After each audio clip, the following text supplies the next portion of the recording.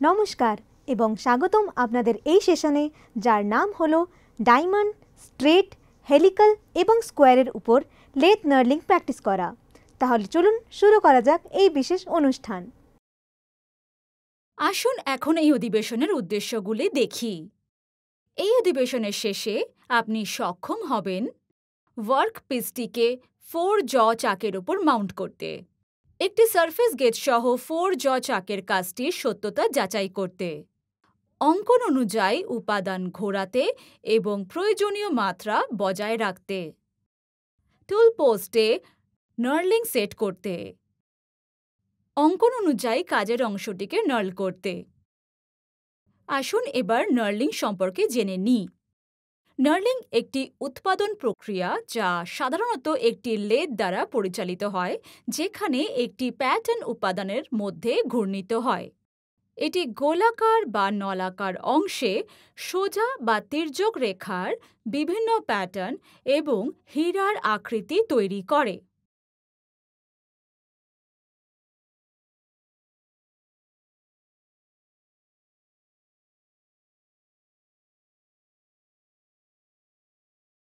এই প্যাটার্ন অংশের সারফেস ঘর্ষণ বাড়ায় এবং চমৎকার অ্যাস্থেটিক আবেদন প্রদান করে।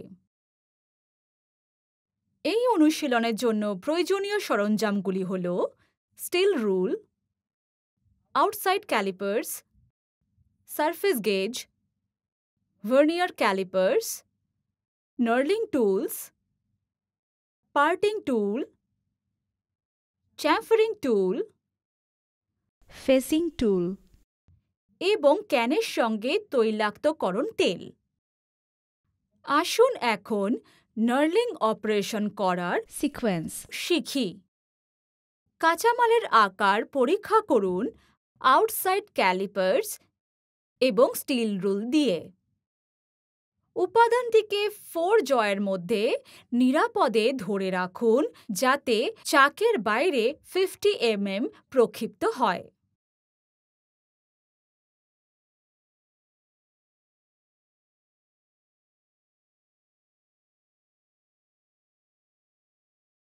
সারফেস গেজ এর সঙ্গে কাজের অংশটির সত্যতা যাচাই করুন।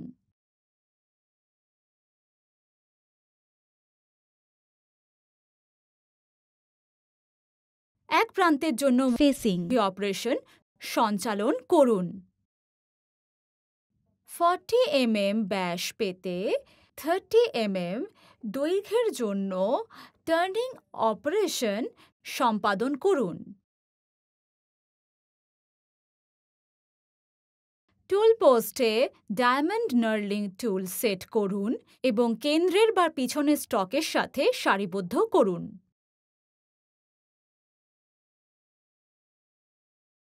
নার্লিং অপারেশনের জন্য উপযুক্ত গতি নির্বাচন করুন।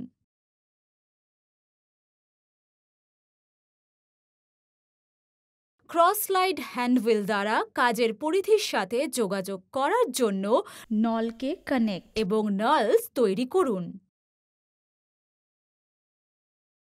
ক্যারেজটি সরান যতক্ষণ না নার্লিং রোলের মুখটি ওয়ার্কপিসের শেষ ভাগকে ওভারল্যাপ করে, যা একটি সত্যিকারের প্যাটার্ন তৈরি করতে সহায়তা করে।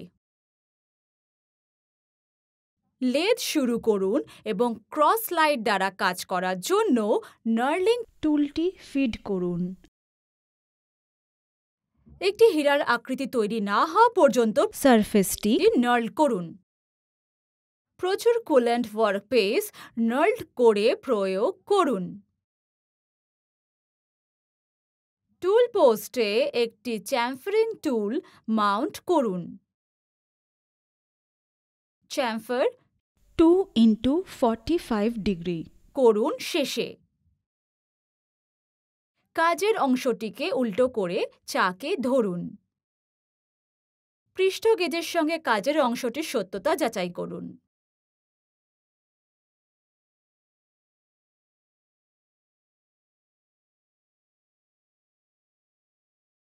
অন্য প্রান্তের জন্য ফেসিং অপারেশন সম্পাদন করুন যাতে কাজের অংশটির দৈর্ঘ্য 80 mm পর্যন্ত বজায় রাখা যায়।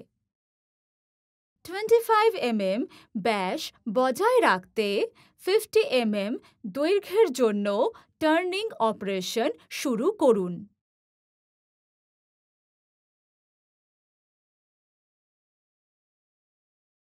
ভার্নিয়ার ক্যালিপার্স দিয়ে মাত্রা নিশ্চিত করুন।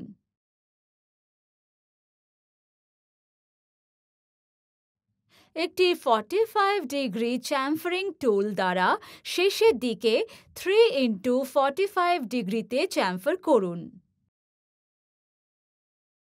একটি 5 mm প্রস্থের গ্রুভিং টুল দিয়ে ডায়ামিটার 23 বা খাঁজ আন্ডারকাট করুন এবং বজায় রাখুন।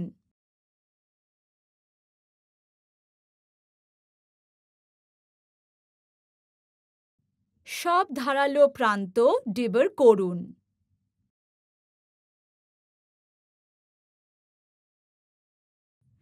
নার্ল্ড নিদর্শন প্রাপ্ত করার জন্য অনুরূপ সিকোয়েন্স অনুসরণ করা হয়। সরল রেখা, তির্যক রেখা, হেলিক্যাল লাইন, বর্গাকার আকৃতির উপযুক্ত নার্লিং টুল ব্যবহার করা হয়। কি করণীয় নয়। টুলের ওভারহ্যাঙ্গিং এড়িয়ে চলুন। প্যাকিংয়ের জন্য কুঁচকানো পৃষ্ঠের চিহ্নগুলি এড়াতে অ্যালুমিনিয়ামের টুকরো ব্যবহার করুন। যখন মেশিনটি সচল থাকবে তখন কখনোই লিভার পরিচালনা করবেন না। মেশিনের চলমান অংশগুলিতে কোনো সরঞ্জাম রাখবেন না। উপযুক্ত কুলেন্ট ব্যবহার করুন। একটি ব্রাশ দিয়ে নাল পরিষ্কার করুন।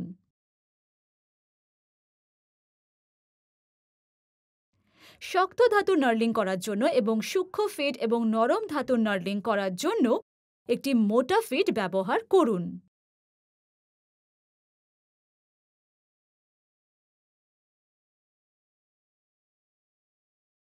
আমরা যা যা শিখেছি চলুন সংক্ষেপে দেখে নিই।